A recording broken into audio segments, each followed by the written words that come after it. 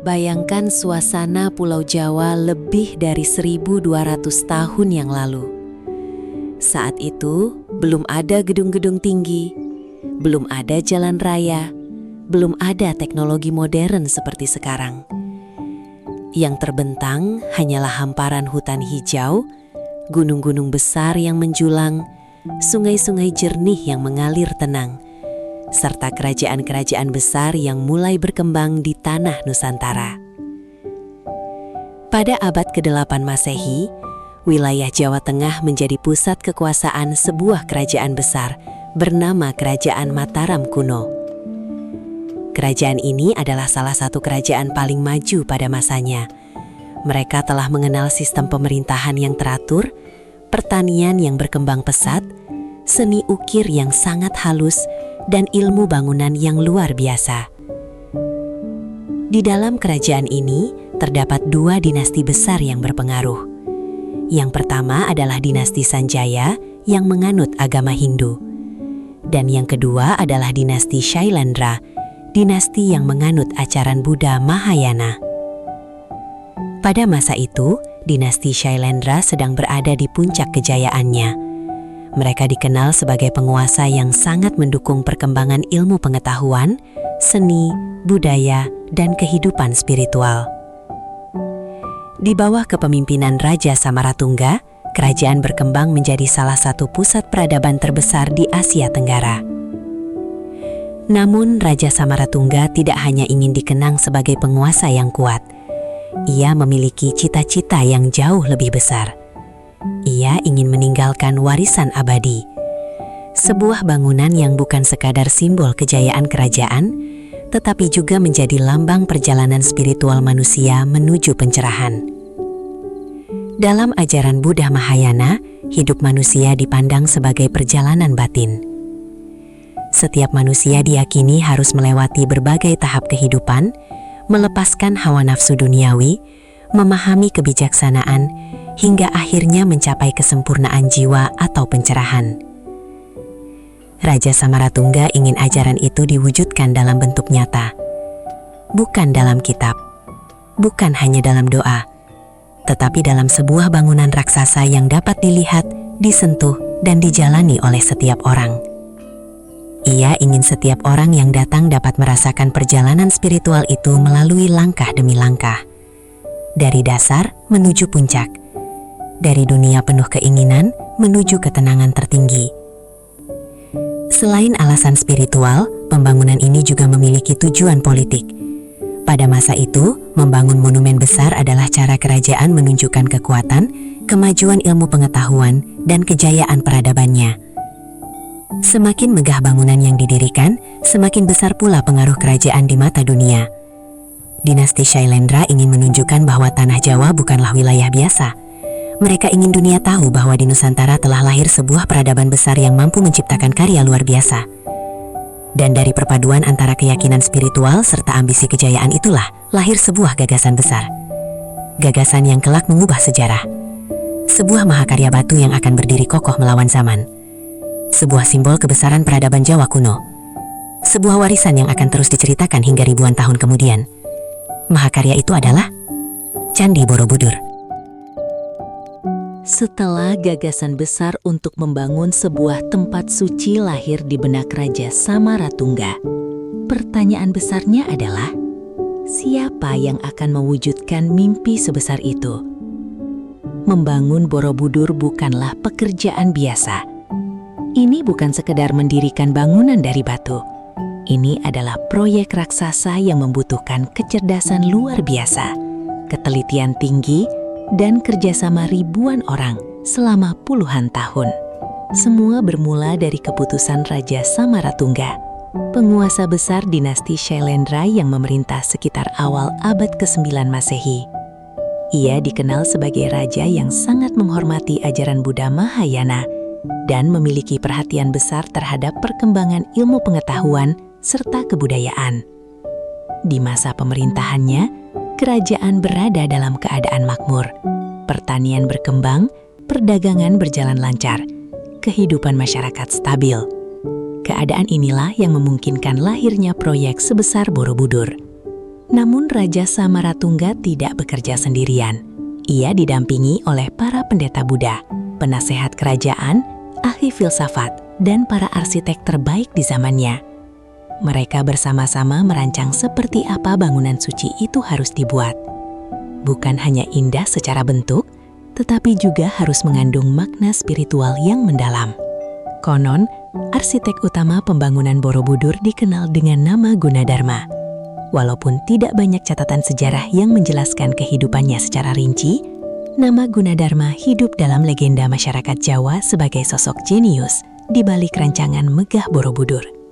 Ia dipercaya merancang struktur candi dengan sangat teliti. Setiap tingkat, setiap relief, setiap tangga, dan setiap stupa disusun bukan secara acak, melainkan penuh perhitungan filosofis. Borobudur dirancang sebagai perjalanan spiritual manusia. Semua itu menunjukkan betapa tingginya kemampuan arsitektur pada masa itu. Namun, sehebat apapun seorang arsitek, Borobudur tidak mungkin berdiri tanpa tangan-tangan para pekerja.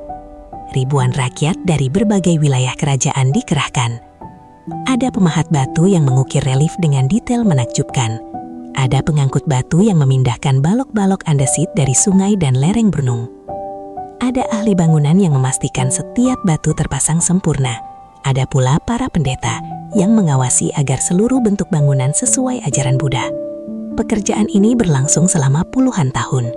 Bahkan kemungkinan besar banyak pekerja yang memulai pembangunan ini tidak sempat melihat hasil akhirnya. Mereka meninggal, lalu pekerjaan diteruskan oleh anak-anak mereka.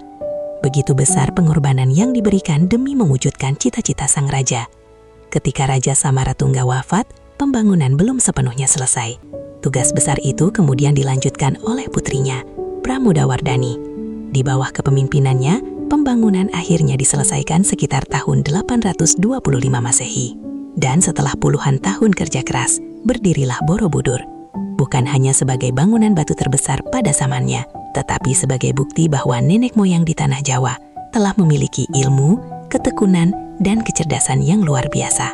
Di balik megahnya Borobudur yang kita lihat hari ini, ada mimpi seorang raja, kecerdasan seorang arsitek, doa para pendeta, dan ribuan tangan pekerja yang mengabdikan hidupnya demi sebuah warisan abadi untuk dunia.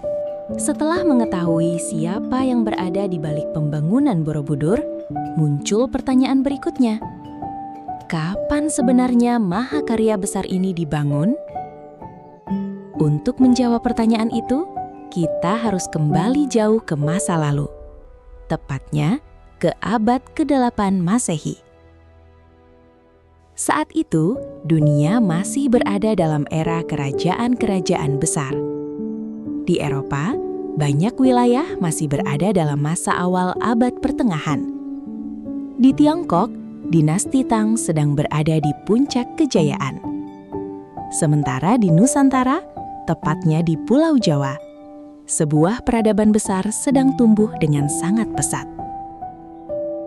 Sekitar tahun 780 Masehi, dinasti Shailendra memulai pembangunan sebuah proyek besar yang belum pernah ada sebelumnya.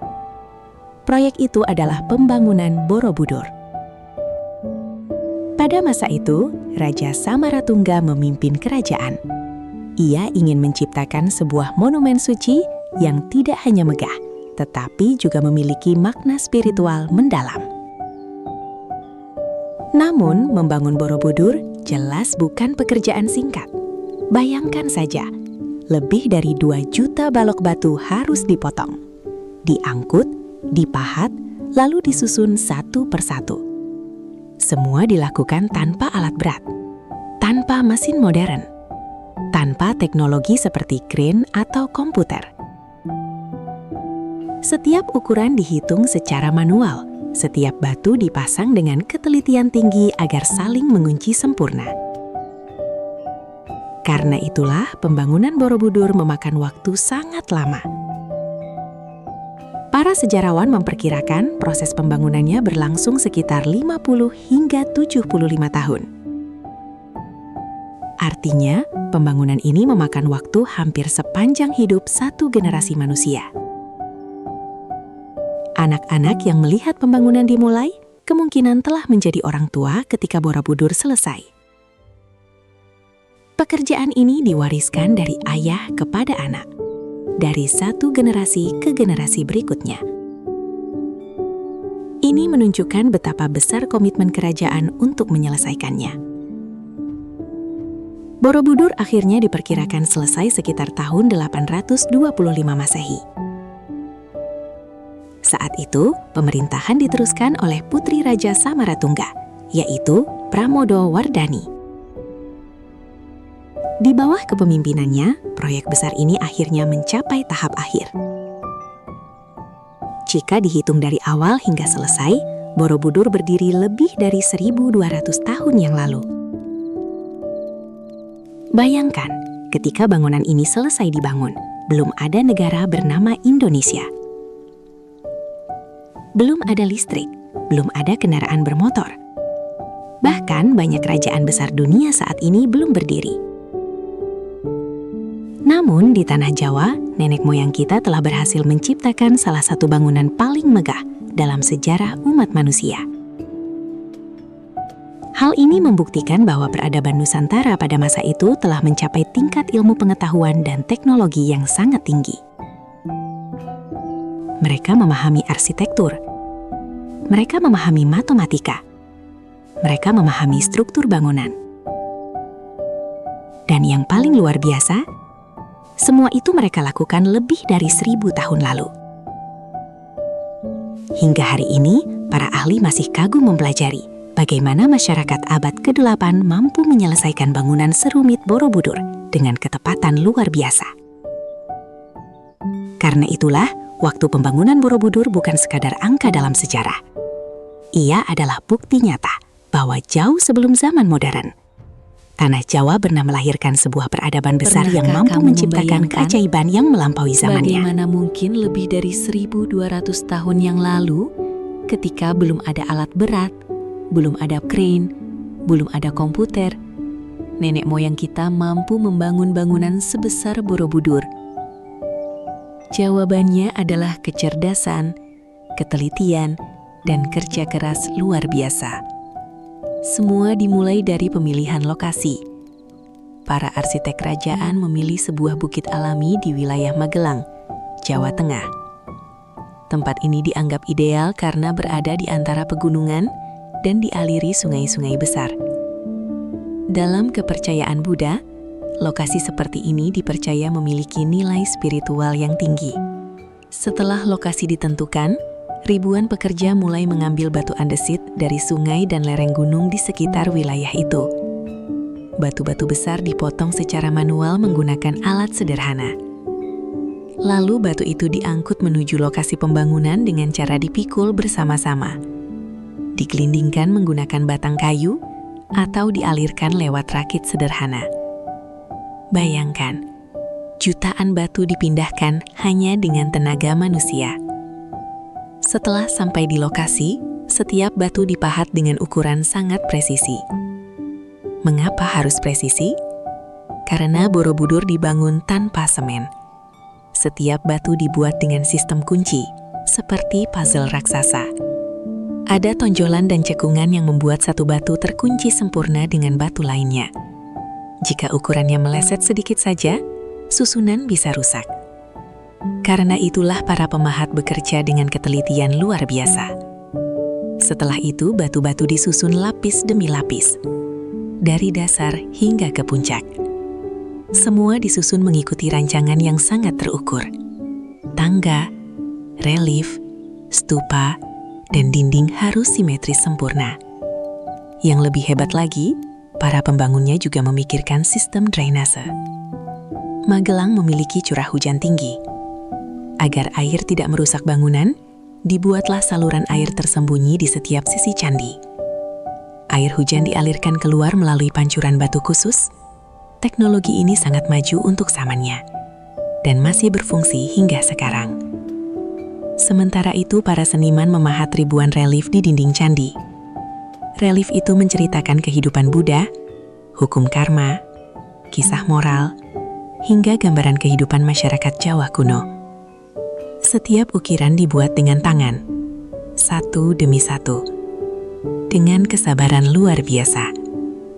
Pembangunan ini berlangsung sangat lama, sekitar 50 hingga 75 tahun. Artinya, generasi pertama yang memulai pembangunan kemungkinan tidak sempat melihat hasil akhirnya. Pekerjaan itu diwariskan kepada generasi berikutnya. Hingga akhirnya, Borobudur selesai dibangun. Sebuah mahakarya yang berdiri megah melawan zaman. Dan sampai hari ini, dunia masih dibuat kagum. Bagaimana mungkin masyarakat abad ke-8 mampu menciptakan bangunan sekompleks ini tanpa teknologi modern? Jawabannya sederhana. Karena nenek moyang Nusantara memiliki ilmu, ketekunan, dan kecerdasan yang jauh melampaui apa yang sering kita bayangkan. Ketika pertama kali melihat Borobudur dari kejauhan, mungkin kita hanya melihat sebuah bangunan batu raksasa yang berdiri megah di tengah perbukitan Magelang. Namun sebenarnya, Borobudur bukan sekedar tumpukan batu yang disusun tinggi. Di balik bentuknya yang megah, tersembunyi rancangan arsitektur luar biasa yang penuh makna. Borobudur dibangun dengan bentuk menyerupai mandala raksasa, yaitu simbol alam semesta dalam ajaran Buddha. Bentuk ini melambangkan perjalanan hidup manusia dari dunia fana menuju kesempurnaan spiritual. Secara keseluruhan, Borobudur memiliki 9 tingkat. 6 tingkat pertama berbentuk persegi. 3 tingkat di atasnya berbentuk melingkar. Dan di bagian paling puncak berdiri satu stupa utama yang menjadi simbol pencerahan tertinggi. Jika dilihat dari atas, bentuk Borobudur menyerupai bunga teratai yang sedang mekar. Dalam ajaran Buddha, teratai melambangkan kesucian. Ia tumbuh dari lumpur, tetapi mekar dengan indah di permukaan air. Maknanya sangat dalam. Manusia juga bisa mencapai kesucian, meski hidup di dunia yang penuh cobaan. Borobudur memiliki panjang sisi dasar sekitar 123 meter. Tinggi aslinya diperkirakan mencapai 42 meter.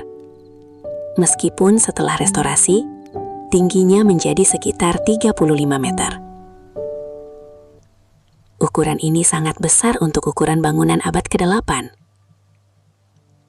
Yang lebih menakjubkan, seluruh bangunan ini tersusun dari sekitar 2 juta balok batu andesit. Semuanya disusun tanpa semen. Setiap batu saling mengunci dengan presisi tinggi.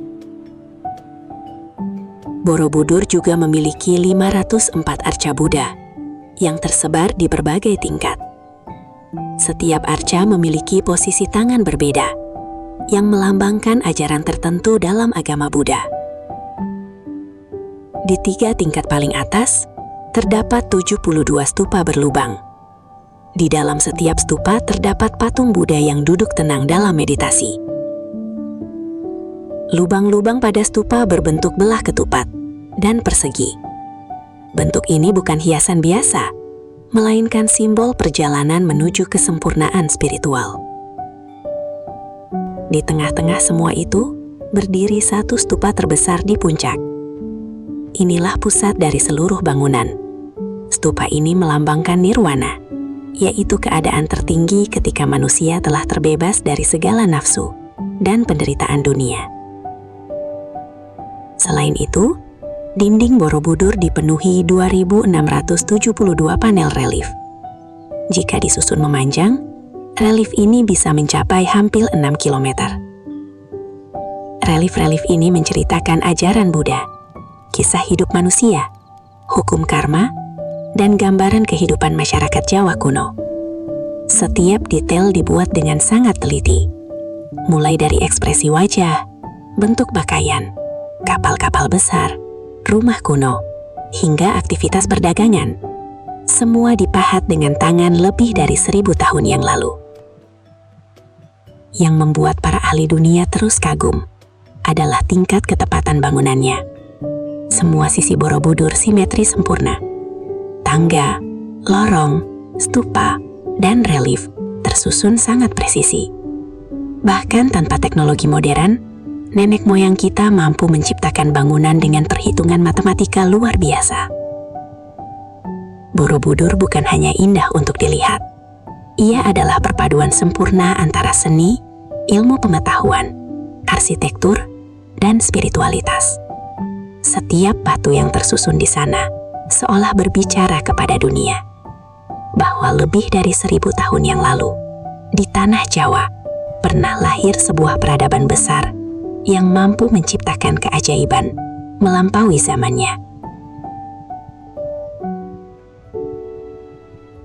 Jika dilihat sekilas, Borobudur mungkin tampak seperti bangunan batu raksasa yang megah.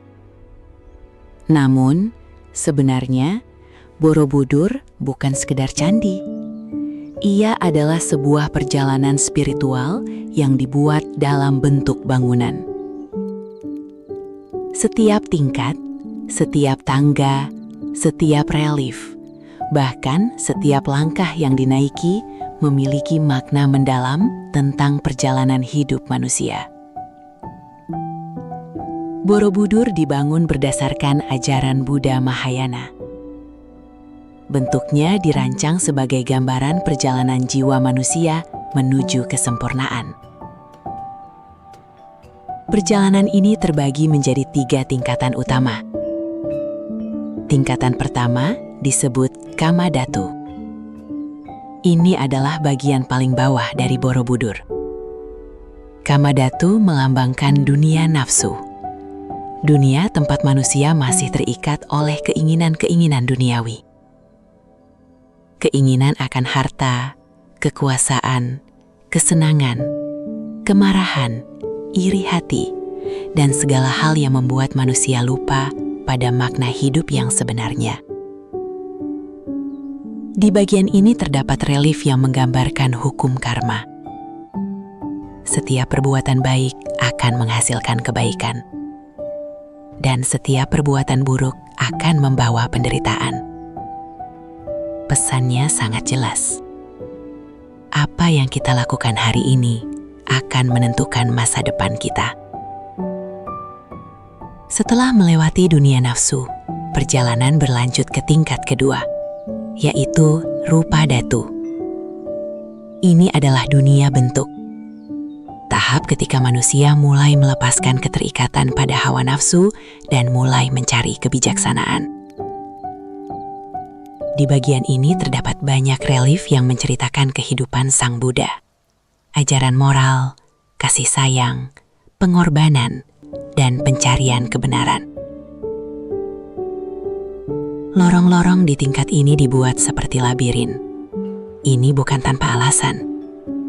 Lorong itu melambangkan perjalanan hidup manusia yang seringkali penuh kebingungan. Kadang kita tersesat, kadang kita salah arah. Namun jika terus berjalan dengan kesadaran, kita akan menemukan jalan menuju kebijaksanaan. Lalu tibalah pada tingkatan tertinggi, yaitu arupa dhatu. Inilah dunia tanpa bentuk. Di bagian ini relief-relief hampir tidak ada. Ruang terasa lebih terbuka, sunyi, tenang, kosong. Bukan karena tidak selesai dibangun, melainkan karena inilah lambang keadaan spiritual tertinggi.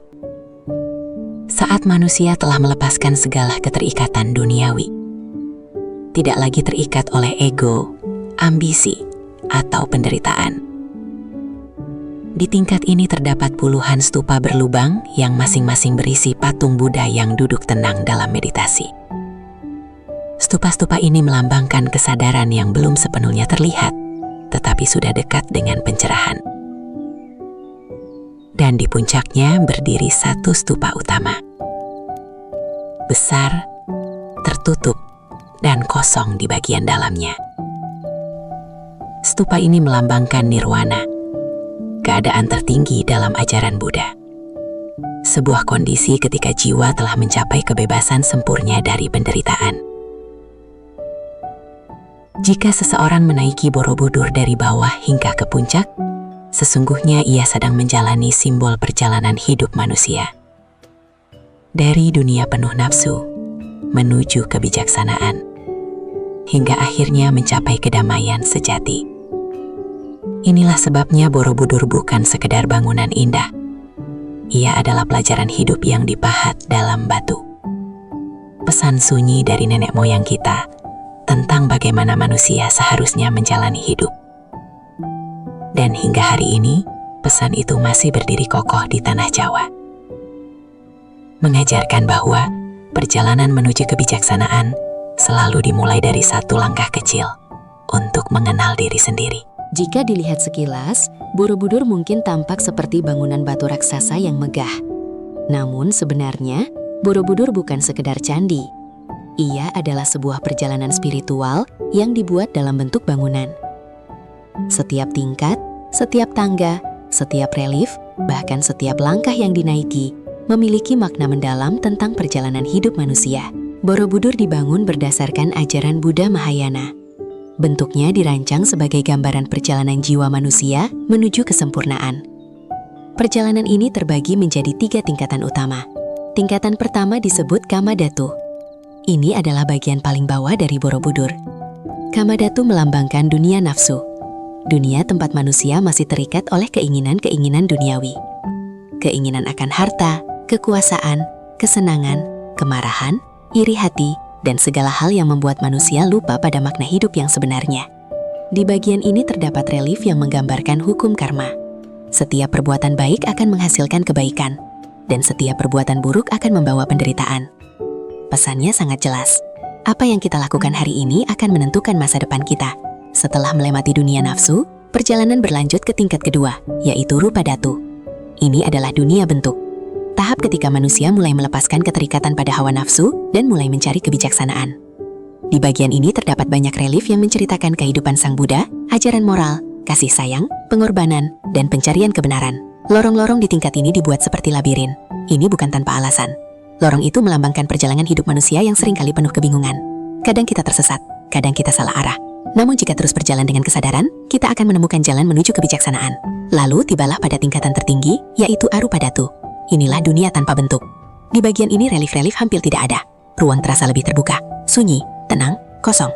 Bukan karena tidak selesai dibangun, melainkan karena inilah lambang keadaan spiritual tertinggi. Saat manusia telah melepaskan segala keinginan duniawi, tidak lagi terikat oleh ego, ambisi, atau penderitaan. Di tingkat ini terdapat puluhan stupa berlubang yang masing-masing berisi patung Buddha yang duduk tenang dalam meditasi. Stupa-stupa ini melambangkan kesadaran yang belum sepenuhnya terlihat, tetapi sudah dekat dengan pencerahan. Dan di puncaknya berdiri satu stupa utama, besar, tertutup, dan kosong di bagian dalamnya. Stupa ini melambangkan nirwana, keadaan tertinggi dalam ajaran Buddha. Sebuah kondisi ketika jiwa telah mencapai kebebasan sempurna dari penderitaan. Jika seseorang menaiki Borobudur dari bawah hingga ke puncak, sesungguhnya ia sedang menjalani simbol perjalanan hidup manusia. Dari dunia penuh nafsu, menuju kebijaksanaan, hingga akhirnya mencapai kedamaian sejati. Inilah sebabnya Borobudur bukan sekadar bangunan indah. Ia adalah pelajaran hidup yang dipahat dalam batu. Pesan sunyi dari nenek moyang kita tentang bagaimana manusia seharusnya menjalani hidup. Dan hingga hari ini, pesan itu masih berdiri kokoh di tanah Jawa. Mengajarkan bahwa perjalanan menuju kebijaksanaan selalu dimulai dari satu langkah kecil untuk mengenal diri sendiri. Kini, setelah lebih dari 1.200 tahun berdiri kokoh di tanah Jawa, Borobudur tetap menjadi saksi bisu perjalanan panjang sebuah peradaban besar. Ia telah melihat kerajaan lahir dan runtuh. Ia telah melewati letusan gunung, terkubur oleh waktu, lalu bangkit kembali untuk dikenal dunia.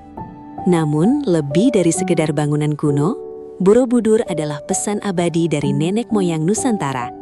Pesan tentang kebijaksanaan, tentang perjalanan hidup manusia, tentang perjuangan meninggalkan nafsu duniawi demi mencapai kedamaian sejati. Setiap batu yang tersusun di sana bukan hanya hasil kerja tangan manusia. Ia adalah simbol kecerdasan, ketekunan, dan spiritualitas tinggi yang dimiliki leluhur kita. Borobudur membuktikan bahwa jauh sebelum dunia modern mengenal teknologi canggih, di tanah Jawa telah lahir sebuah peradaban luar biasa yang mampu menciptakan mahakarya melampaui zamannya. Dan hingga hari ini, ketika matahari terbit perlahan di balik stupa-stupanya, Borobudur seolah kembali mengingatkan kita bahwa kejayaan sejati bukanlah tentang seberapa tinggi kita berdiri, tetapi tentang nilai dan kebijaksanaan yang kita wariskan untuk generasi setelah kita. Karena itulah, Borobudur akan selalu hidup, bukan hanya sebagai warisan budaya Indonesia, tetapi sebagai cahaya peradaban yang akan terus dikenal dunia sepanjang masa.